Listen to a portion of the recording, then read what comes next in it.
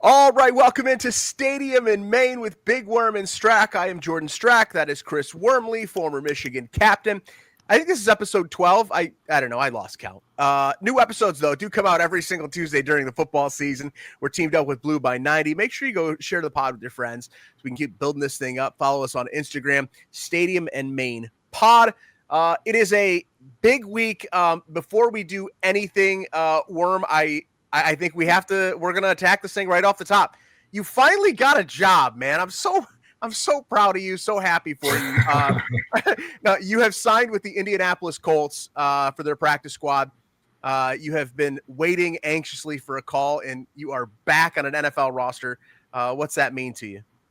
Yeah, it means everything. I mean, it's been the longest offseason of my life. It's been, 10, 11 months now. I remember starting workouts right after, or actually right before the Super Bowl this year, which was kind of the earliest I started. And I just never wavered from what my mission and what my goal was, even when it seemed like I wasn't going to get a call. But yeah, it happened. And I'm going to be a Colt for the rest of the season, which is really exciting. Not too far from home, so the family can come and support and just hang out. I'm excited to explore the city a little bit, but just to be able to get back into a locker room and be around the guys and, talk shit and all that fun stuff that comes with being on a football team is I'm really excited. And just to be able to help out the team. Obviously they're in a position to have a lot of success for the rest of the season into the playoffs, Super Bowl run.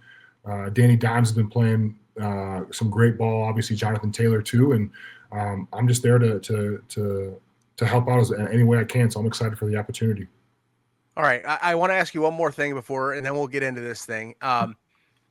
I know you have been training and trying to stay up to speed when you're coming into an NFL season, like halfway through like this. And I mean, you mentioned it, but like you're getting to go on one of the best rosters and best teams in the NFL. How do you try to go get yourself infiltrated into this locker room and just kind of be one of the guys and chip in when you haven't been around them? Yeah, I mean, you gotta jump and hop on a moving train, and that's what it is. And I've done it the last couple of years where it wasn't during camp or even OTAs, but I've been around this game a long time. I know what a typical Wednesday looks like, a Thursday, Friday, traveling, home games, all that type of stuff. So I have an idea what it's going to be like, but every team is different. I'm excited to, like I said, get to work. But I'm just gonna go with the flow and try and cement a role here these next 7 weeks of the regular season and into the playoffs, because this team I think can go pretty far, and I think they're bringing me in to help out, and I'm looking forward to it. Well, I'm so freaking happy for you, man. Like I know the work you have put in. I know that you have been just waiting for that call, and you are still gonna do the pod, right? Like we're still gonna. Yeah. All right. Do you guys have any Monday night games? Have you looked at the schedule? Because we tape on Monday nights. Like, yes. So there's one Monday night game, so we're gonna have to figure that out. But yeah, we're still doing this pod, man. It's especially these next 2 weeks are huge, and I'm excited to continue to talk Michigan ball. But it's nice to have a job that actually pays. This Stadium Maine pod I have not received any funds from this yet. But it's coming, and I'm excited for that. But no, we're still doing this thing. It just it might be a day later in a couple of weeks here. Absolutely. We will find a way. We will work around your schedule. We will make it happen. So happy for you. The news came out earlier today before we tape, so I wanted to make sure we knock that out and address that right away off the top. There was already one guy on Twitter that was like, hey, hopefully he doesn't forget you, Strack. And I'm like, what? No, he probably will. I'm just happy you returned my text today. You're big time. I always text you. I know you do. I know you do. I know you have. You always have. All right. So you can see the gear. We've got the gear here. Hey, that's what you should do. Hey, can you spread some of this gear around the Colts locker room, and maybe we can get some more guys to hop on? I'll definitely give it at least give it to the Michigan guys for sure. Say, who are the Michigan guys on the Colts roster? Do you know? We got Kwity Paye, who's having a great year. He's balling out. And we got Sean McKeon, tight end a few years ago at Michigan. I think he's on the practice squad. And there might be one other guy, but definitely Kwity and Sean. So I'm excited to see those guys. Played with Sean my last year, and Kwity is just one of those guys that is continuing on that kind of Michigan defensive line kind of legacy in the NFL, which is fun. I like it. I like it. And you can get your gear, jerseys, gear, equipment, Team Pride. BSN Sports has it all. The one-stop shop for every coach, athlete, and school across America. BSN Sports makes it easy to design, order, and deliver everything your team needs to play like champions. Visit bsnsports.com today. BSN Sports, the heart of the game. If you'd like to get some gear, we've got it up on our Instagram page as well. The link there. We've got a shop. You can go buy your Stadium and Main gear as well. All right, let's get into this thing. Michigan improves to 8-2 on the season with a nail-biting win at Wrigley against Northwestern, 24-22 on Saturday. Obviously, the game-winning field goal from Dominic Zavada to exercise some demons. Worm, how would you kind of surmise what the hell we watched on Saturday? You said improved to 8-2, but like I don't know if this team improved, especially on the offensive side of the ball. But when you look at it without the turnovers and the two missed field goals, like this team dominated. Yeah, they dominated it in total yards. They dominated in first downs and rushing yards and third down. It's like all these things. 280 yards passing from Bryce, but then you got the two interceptions, the two missed field goals, a couple fumbles, the weird trick play, and it's like. It kept Northwestern in the game. And Northwestern is an older team. They're very disciplined. They took advantage of those turnovers, but it's got to get cleaned up. That undisciplined type of ball that we've seen is something that has to get changed and has to get changed fast. It's funny because literally on this podcast last week, we feel like we've said this a lot. You have to show up and you're going to have to play these games. And again, I promise you, Saturday afternoon at Maryland, they better show up and play, because if not, you're going to get beat. Michigan just isn't good enough. They don't have that margin of error where they can not play well and get away with it against another team. They have been, hanging on by a thread right now. And they did not play. I don't want to say they didn't play great, because let's break it down. Total yards were 496 to 245. First downs were 25 to 11. Rushing yards, they outrushed them 216 to 61. If you look at that stat alone, you would think they would have dominated and ran away with the game. Yeah. Third downs, they converted 9 of 14. Northwestern was just 2 of 12. So Michigan was getting off the field and then they were staying on the field. Every single way you slice and dice this thing, Michigan dominated the football game. That's what makes it so frustrating that they needed a game-winning kick at the end to win it, because they had dominated and played so well except those 5 turnovers. But that's the thing is, like, it's five turnovers. Like I saw a stat, no team has won a game with a -5 turnover margin in college football history. Michigan is the first one. Yeah. So when you put that stat out there and it's like, okay, Michigan is now teams are one for whatever the number is, it's like I wouldn't say they got lucky, but like that game could have been if they didn't run the ball like they did, or if they didn't convert on first downs like they did, if they didn't dominate in every other stat and category in this game, it would have been a gross loss to a team that they shouldn't have lost to, and all those things that are going on. It's like, how do you fix this? Do you go back to basics after a bye week that they already should have went back to the basics and cleaned up those things? But the one thing that I will say is, like, I feel like that's a resilient team right there. Like all of those things that happened, Bryce throwing 2 picks back to back to come back and lead that game-winning drive. Hats off to him, because there's guys in the NFL, there's seniors in college football that crumble after that happens, and he never wavered. He went back out there and he got the job done. And I think that shows a lot of resilience, not only in Bryce as a freshman, but the entire team. So that's one, like, I guess, silver lining to this game where they had 5 turnovers is they went out there and when it was on the line, they let it loose, and got the job done. Zavada missed those 2 kicks at the end of it, or at the beginning of the game, and came back. I don't know if I was a fan of them hoisting him up on their shoulders like he was Rudy, but I don't know.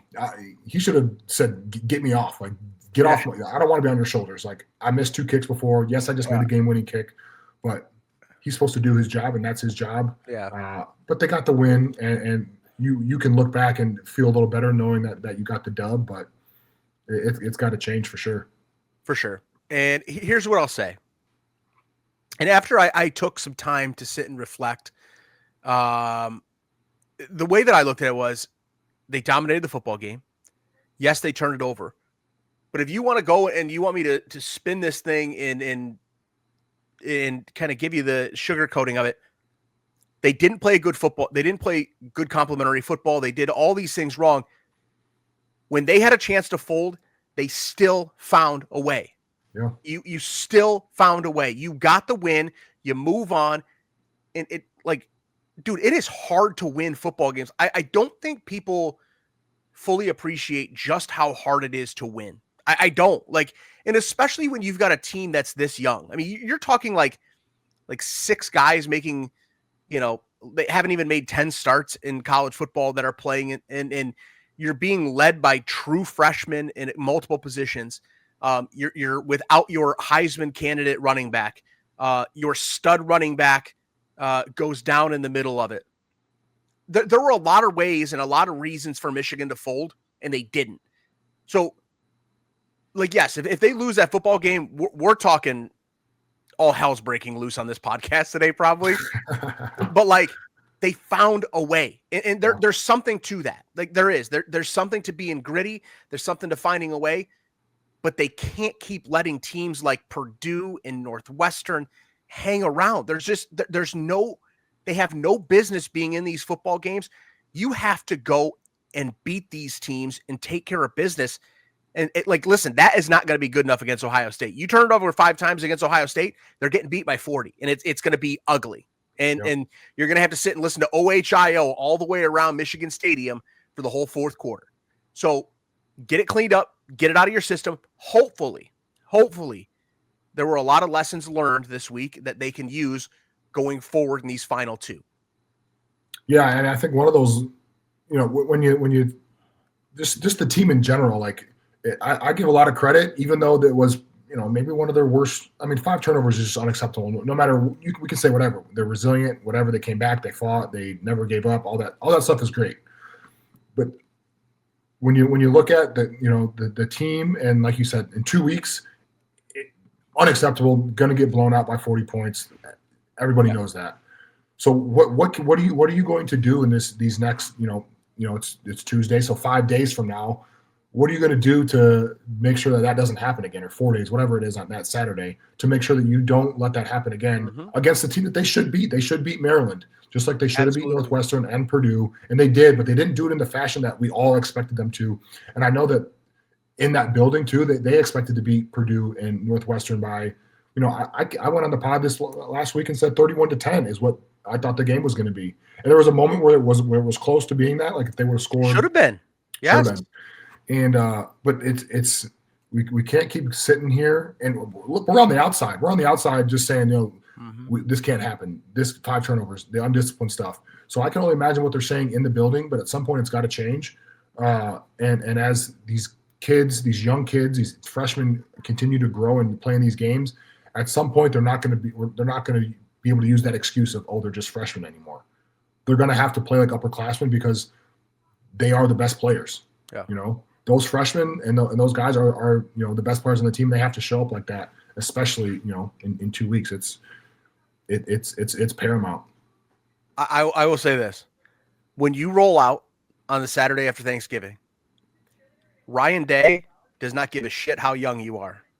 They are going to absolutely come out and try to kill you. Especially after the last 4 years, I'm telling you, he's stewing in it. They are not going to let up. So you better be ready for to get punched in the face and deal with it. Regardless of the Buckeyes are supposed to put up. They're supposed to put up 100 a couple years ago. So it's I'm waiting. I'm waiting. So I get it. All right, let's go back early on in the game. So I thought early on in the game, that first scripted drive was beautiful, outstanding. There were the RPOs that were, I thought, really creative. It allowed Bryce to do. Connor Stallions has actually been saying this on Twitter for weeks. Bryce is unbelievable in the RPO game. Early on, he was. He made some mistakes later in the game, but early on, looked really, really comfortable. The one play that I loved, I thought it was the most creative thing they've done all year. putting Andrew Marsh in the backfield, having him run out on that wheel route. It was not a gadget, but it was the most creative thing they've done all year. You take your best skill position player and have him go be great. And it was perfect. I loved the rhythm they got Bryce into on that first drive. It felt different. It felt like they had a little bit of an identity. And I thought, all right, you came out slinging this thing, the run game's going to open up. And it did. And it did eventually. And it's like, I need that, but I need it more. You need it more consistently. That's been the head scratchers. When you can come out and do that, why can't you do that consistently?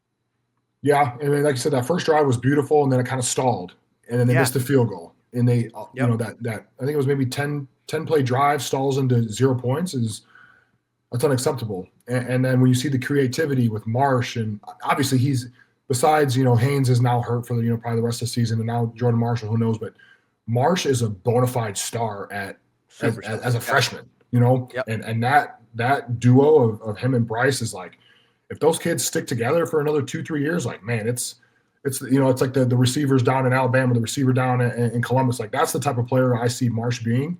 And he wasn't, I don't know if he was highly recruited or not, but like, he's having those type of performances and catches on a weekly basis where you're like, man, like, this kid can be special. And it seems like he's a dude. So when you see them getting in that rhythm and then it stalls, and then you know, they kind of come back, and there's kind of this back and forth, and they start to run the ball a little bit.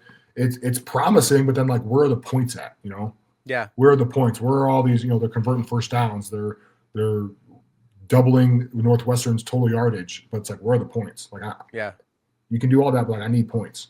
No, 100%.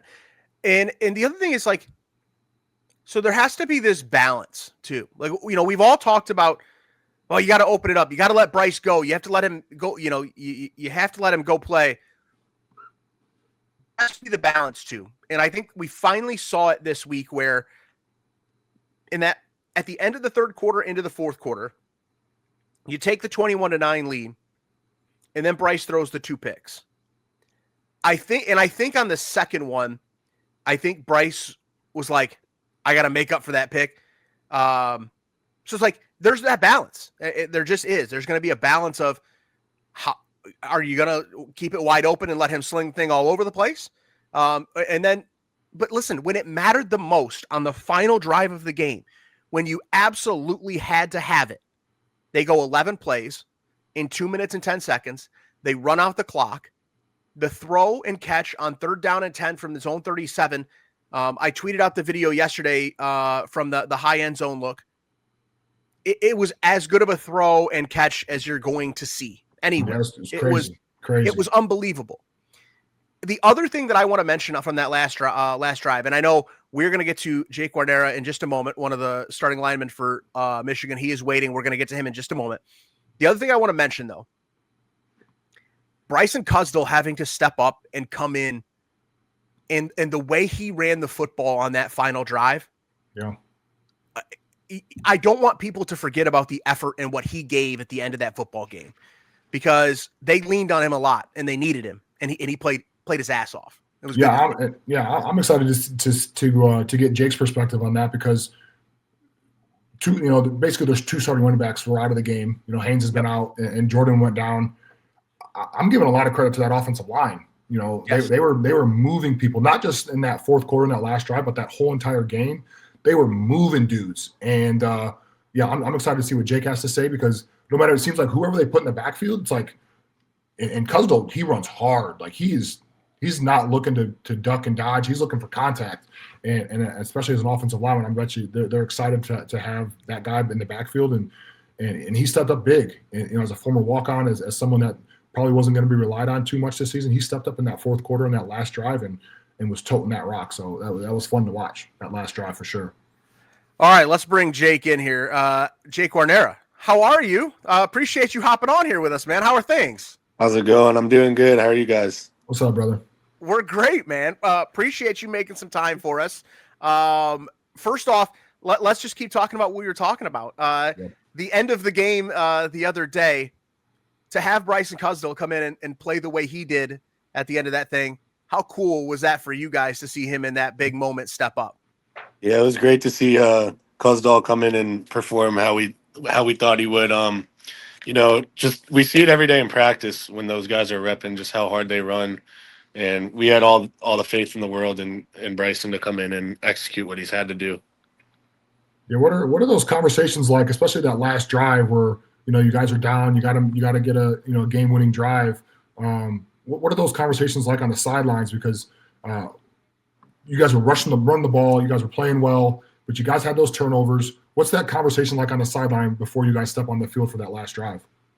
Yeah, and I think it even starts before the game, just knowing that you have trust in all your teammates to do what they need to do to win, and knowing that all the guys on the field are trying their hardest and playing their hardest to win the game. But on the sideline, it's just um, be there for your brothers. Like when someone messes up, be there for them and just move on to the next play together as a team.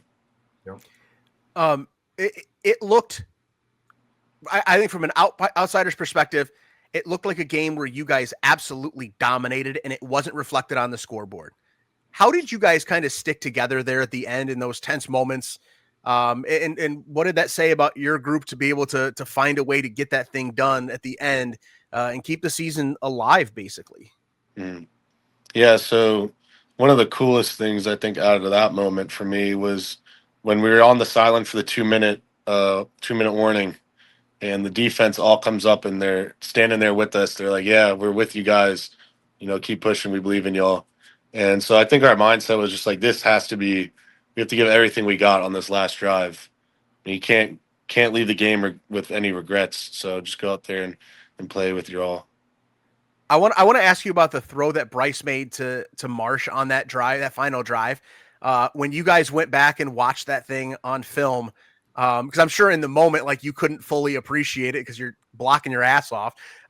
What did you guys all kind of talk about after you went back and were able to finally watch that throw that he made and then the catch that Marsh made? I mean, yeah, I was pretty sick because right after that play, they reviewed it. So we tried to go get up to the ball quick. Then they blew the whistle. Yeah. So I was watching the replay and I was like, oh my gosh, that's insane. I couldn't believe that he caught that. And, that's just big props to Andrew Marsh and Bryce for making that play. Did you guys see that in camp with Marsh? Like, did you see him making like those, the crazy sideline catches? Did you guys know that he was going to be a bona fide star, in his freshman year? Yeah, so it was really fall camp when he started to break out, and then obviously it took him a few games to get it going. I think it was like maybe 1 or 2 games, but yeah, we really saw that all throughout fall camp and just the way he works, coming in with a more mature mindset than he actually is. So just coming in every day with that mindset and being ready to work. For you, obviously you got a shot after there were some injuries and you kind of never really looked back. What has that been like for you coming into the year? Did you come in with a mindset of like you were going to go in and earn a spot and play this much? And how has that kind of shifted? And what's this year been like for you? Yeah, so beginning of the year, I was battling for the right guard spot in camp. Didn't win it. Then just knew I had to be ready for any of those guys to go down, just to be able to step in and not miss a beat. So I was just preparing every day like I was the starter. Then eventually that day came, Central Michigan, and I think just asking Greg Crippen questions and learning from the older guys and the people that are in the game really helps me prepare for when it was my opportunity to play. How do you lean on Coach Newsom? Because I played with Grant for 2 years, and I thought he'd be like the president by now. Like he was one of the smartest guys I've ever been around, and he was a lot younger than I was. I feel like, especially being a younger guy, how do you lean on him? Because, like I said, I think he's primed to be one of the a head coach in the near future. Yeah. So one of the ways early in the season that Coach Newsom helped me out with was how to watch film on defenses. So he helped me put together a plan, showed me what I should be doing every night, what like milestones I should hit. So like one night we'll watch the normal down, then like third down and etc. So just being able to do that and understand the game mentally, he's really helped me with. Yeah, it's awesome. How have you guys kind of gel? I mean, there's a bunch of young guys playing right now. How have you guys gelled and figured it all out? And does it help that you're all kind of learning all of these things together? Yeah. So it's actually kind of crazy that there's three 2024 guys playing. Yeah. You know, we couldn't even imagine us playing this early, but it happened, and we all kind of stepped in and embraced our role with the team. So I'm just really happy for those other two guys, and I'm just looking forward to finishing out the season strong. Yeah, going off of what Jordan was just saying, like a lot of freshmen, a lot of sophomore, a lot of redshirt freshmen playing right now and expected to play at a high level. How fired up are you? You guys are having a good season now, but like in the next, 1, 2, 3 years, how excited are you to continue to gel and mold and kind of continue to rise with these guys? Because I think the sky's the limit for this younger class of guys. It's been fun to watch you guys ascend, but continue to take those big steps year in and year out. How fired up are you for that? Yeah, I'm really excited. I think just having those years to be able to develop. So most of us, or the six younger guys, we all have like 2 to 3 more years at least, and just being able to develop and seeing that development week by week, month by month, and being able to excel with whatever we've messed up in the past, especially like technique wise, and just being able to fix that is really encouraging to see. Okay. I think the craziest part is that like there are also guys like Ty Haywood, Andrew Babalola, like there are like blue chip guys that are still waiting in the wings too. Like how much does all of that competition kind of push all of you and make all of you better? I think the competition is really the main thing that's pushed us to be a good O-line this year, because every day in camp you're just trying to perfect your technique, making sure everything's perfect, making sure you're driving guys off the ball, trying to earn that spot. So I think the competition plays a very big role in how we're playing right now. When you go back to your recruiting process, what was that like, and how did you eventually end up coming to Michigan? Yeah, so at first it was really fun and just kind of going to see all these schools, talking to these coaches, and then once you get up there and start talking to a bunch of different coaches, they're texting you every day. It gets a little stressful when you're trying to decide. But really, for Michigan, it came down to the development of the offensive linemen that they've had in the years past, and then also the academics that they had. So I'm actually in the Ross School of Business, which was a big thing for me coming here. And yeah, those two things together really pushed me towards Michigan. Did Harbaugh recruit you at all? I know you didn't play for him, but he was kind of maybe your junior senior year of high school. Was he recruiting you at all? Yeah, so he recruited me for about a year and a half. And then when I signed, he was still here. Yeah. I was an early enrollee. So Did he you was have any, he was the guy that recruited me along with Coach Moore.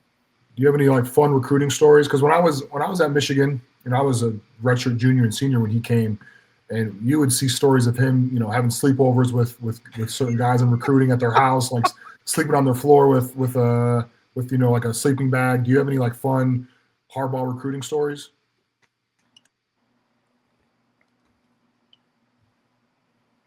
Yeah, so actually, we took Coach Harbaugh and Coach Moore on a golf cart ride around my little town, and so my friend's dad's like, "Oh, no way, Coach Harbaugh, how's it going?" Because it was his golf cart. He's like, "Oh, I need to get a picture of you on the golf cart, just him by himself." So I think that was kind of funny. Yeah. That's awesome. That is so cool. When you went through the process, it was, I mean, there were big schools that were after you, but it wasn't like you were some 5-star guy. I think guards, interior offensive linemen rarely are. Did you ever look at recruiting rankings, and did you ever care about that kind of stuff? Uh, it's about half and half. I mean, for high school, I mean, the more stars you get, it's really like coaches don't care, but also some coaches, like, they see a 4-star and they're like, "Oh yeah, we're gonna offer that kid because he has a four-star rating." But That's how honestly, Jordan is.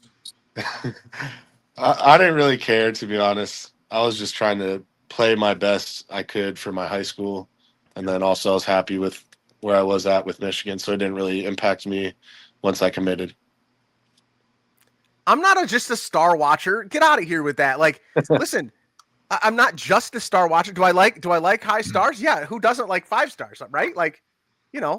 Nah, we had Cole on a couple weeks ago, Jake, and he was saying he was like a 3-4 star. I was a 3 or 4 star kind of guy, and like I played with a lot of 5-star guys that came in and didn't make it. They either transferred after a year or just didn't have what it takes. So I'm not in the camp of you got to get a bunch of 5 stars. I'm in the camp of like, let's find some dogs, let's find some guys that are willing to put in the work and see what happens. And obviously that's what you've done this season, and it's been fun to watch you not only fill in and come in and just be serviceable, but like you guys are moving dudes off the ball. And that, as a defensive lineman, I hate watching it if it was me, but like watching the Wolverines do that's fun, man. It's as you continue to, as the game goes on, it's like you just wear those dudes out, and we saw that on that last drive. Yeah, thank you. We're just moving dudes. It's fun. It's fun to watch. Thank you. Yeah, and even when you get here, I mean, I couldn't tell you what half the people were rated on our team. Yep. At this point, so it really doesn't matter once you get to college.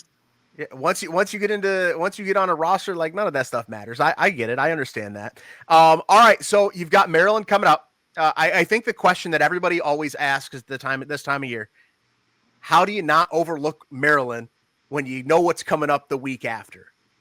I mean, every game now is a big game, so we just got to keep winning, and then we got to, we control our own destiny, so we can't overlook this team, because if we lose this game, we're probably not getting in the playoffs. So we got to take it week by week and just win the next one, whatever opponent that is. I'm going to ask you about the Ohio State game, and you might evade it, but maybe you won't. When did you learn about the Michigan-Ohio State rivalry, and how did you kind of figure out what it was all about? Honestly, back in high school and like before that, I didn't really watch college football that much. I was more of an NFL guy. Okay. And then when I started getting recruiting, I started learning more about college football. Say probably like my sophomore year is when I really learned about it. Just because like I said, I didn't really watch college football except for Rutgers, because my dad was a Rutgers grad and he's an alumni there. So I just learned about it probably like my sophomore year of high school, and I think it's a good rivalry, and I'm excited to be able to play in it. How did they kind of walk you into this once you get on campus and everything? How do they kind of warm you up to what that game means? Yeah, it's really well, when you go into the football facility, you can't wear any red or green, so I think that's something there. And then just learning about the history of the rivalry during fall camp was something that we did as well. I love it. That's awesome. All right. What do you guys got to go? How do you take care of business this week up at Maryland? How do you go on the road once again and kind of get this thing figured out? Just preparing and practice during the week and limiting the mistakes we make during the game. Just staying together. Just next play mentality. You mess up, go to the next play, and just play hard. I do want to ask you one more. I apologize. I'm going to ask you one more. After you guys turned the ball over 5 times as an offense, what have the conversations been like since you guys came off the field the other day to this point? It's just being together and trusting your teammates. And, obviously we addressed it in the offensive meeting. Yeah. Just limiting those mistakes. But yeah, just staying together, not getting down on each other, and just staying as a team. Worm, you got anything else for him? No, I was gonna say that's the beautiful thing about playing football is like it's not always gonna be perfect. It's not always gonna be pretty, but if you have a chance at the end of the game to get it done, you got to take advantage of that. And obviously, you guys as an offense did that. The defense got the ball back. Defense played solid ball, and Zavada redeemed himself. So it's like I said, it's not always pretty, but that's the beauty of football is that like you can mess up, make mistakes, but when it comes down to it, what are you going to do? And I think that shows a lot of resilience, not just from the players, but from the coaches and everybody on that sideline. So I give you guys a big round of applause for just sticking with it, not getting down and finishing the job. Thank you. All right, Jake, we appreciate it. Good luck this week. Go finish this thing out strong, and thanks for jumping on with us, man. Yes, sir. Thank you for having me. I appreciate it. Yes, sir. Absolutely. Absolutely. That's Jake Guarnera, one of the starting offensive linemen for the University of Michigan. Really appreciate him hopping on here with us tonight. And there's, we talked about this throughout the year. there are so many young guys, and I think it kind of goes right into my next point as we wrap up last week. When you're playing this many young guys, you have to learn how to win. Like you have to figure out you're getting put into situations where you've never been in, and you have to figure out how to close games out, how to win, and they're learning and doing all of those things right now, kind of on the fly. Yeah, I mean, and now being in the NFL for 9 years since I just signed with the Colts, it's like you win by 3 points in the NFL, and like you won the game. Like that's all that matters. You open up a couple, you crack open a couple beers if it's an away game, and or on you hit the bus to the hotel or from the airport, you crack open a couple beers and you're feeling good. A win anytime is great. But in college, you're expected to go 12-0. Like that's the standard. But yeah, it's like we talked about this whole pod is like just the resilience of that team, a young team that is still learning how to win. They found a way to win, and that's all that matters because they got 2 games left this regular season. They win these next 2 games, and they're in the playoffs, and you kind of let it roll and see what you can do. But anytime you can get a win, it's huge. Obviously, you want to clean up the mistakes. Obviously, as a fan, you want to win by 55 points. But I think as this college football kind of evolves into more of a pro style football game, it's like, do you I mean, obviously you want to win by a bunch, but like we talked about with Wink being the D coordinator in the NFL for a while, like he's coming from a different philosophy and mindset of, I'm not going to show you everything. We're just going to do what we can to win and move on to the next game because there's going to be new things that are presenting themselves.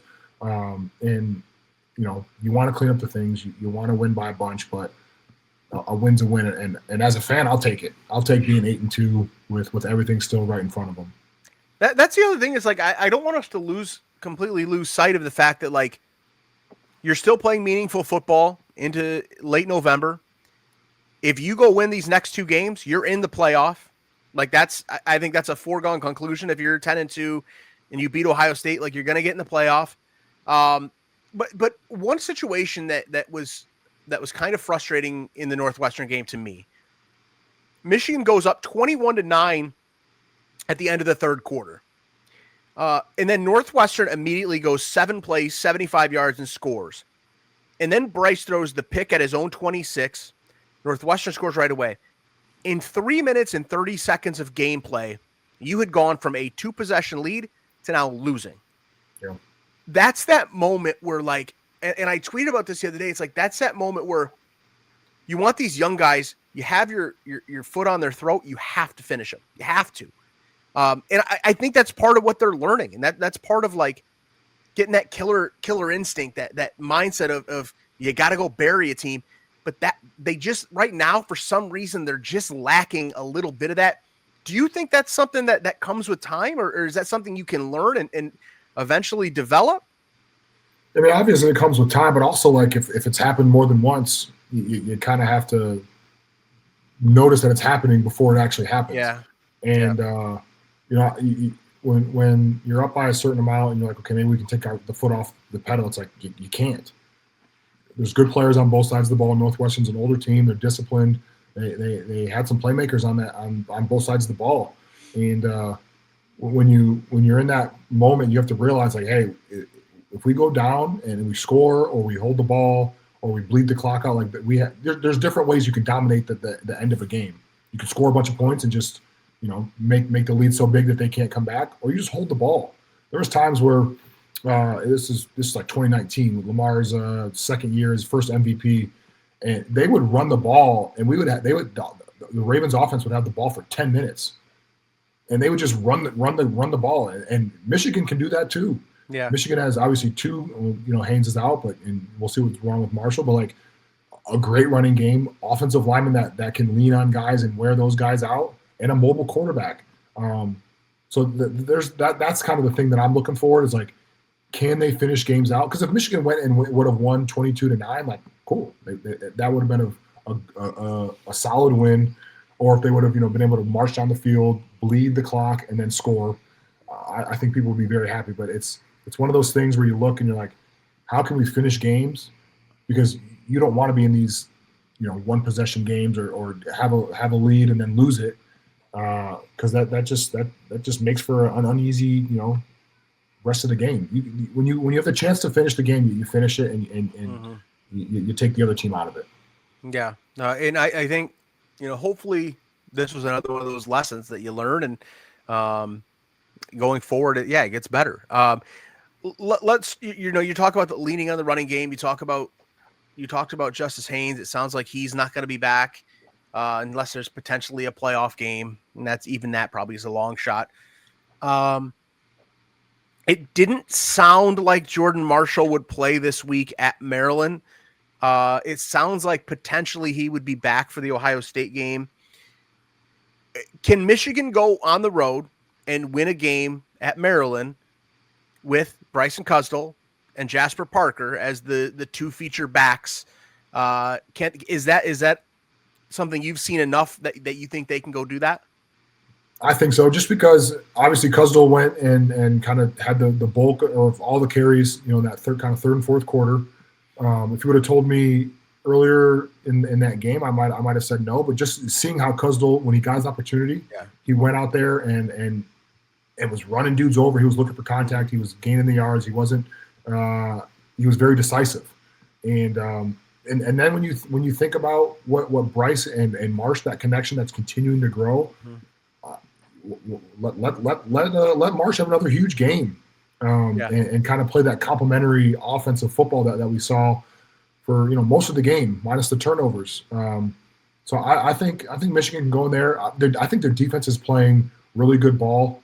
They are. I would love for them to once teams get into the red zone, let's hold them to 3 points. That's always I wouldn't say a bend don't break mentality, but once teams are going to get into the red zone. How can we eliminate, the 7 points versus 3 points? Like field goals, you're not gonna beat a lot of teams just kicking field goals. So I think defense is playing great ball. I think Bryce and Marsh's connection has to continue to grow. But I think those two running backs can get it done. Now, if it's against Ohio State, maybe not. But for this Maryland team, which is a good team, I still think they can take care of business. So as a defensive player, when you see Andrew Marsh have that breakout type game, from a defensive perspective, will teams now start to try to take him away, and will that open things up for some other guys in your opinion? I mean, hopefully it opens up the run game even more than it has, Yeah, that's kind of what I'm getting at. Yeah. Yeah. Especially if they're going, if they're feeding Marsh, early in the game, they're going to have to play a lot of too high safety looks, those defenses, and it's going to make for not as many guys in the box, and that'll give Cusdell and Parker a chance to let it loose. But then also maybe Bryce with the RPOs, if he sees too high safeties, like let's keep the ball and run and get 5 to 10 yards a chunk in calculated QB driven runs where he's not taking a beating. But as that pass game continues to evolve, and we saw some creativity, we saw Marsh obviously continue to explode in the pass game. That just opens up the run game even more. It's that complementary football that you want to see that can really benefit these guys these next 2 weeks. That's kind of where I was going. It's like I just think that there's so many things potentially that can be opened up now. I think. And I don't want to act like, they've cracked some code here, because they haven't. But like, I do think with the emergence of a true number one, and this is something that they haven't had, this true number one superstar receiver in a minute. And I think Andrew Marsh is that guy. Like, I think he can be I don't want to put him in this category, but like, he can be a Braylon Edwards type guy. Like, he can be that good.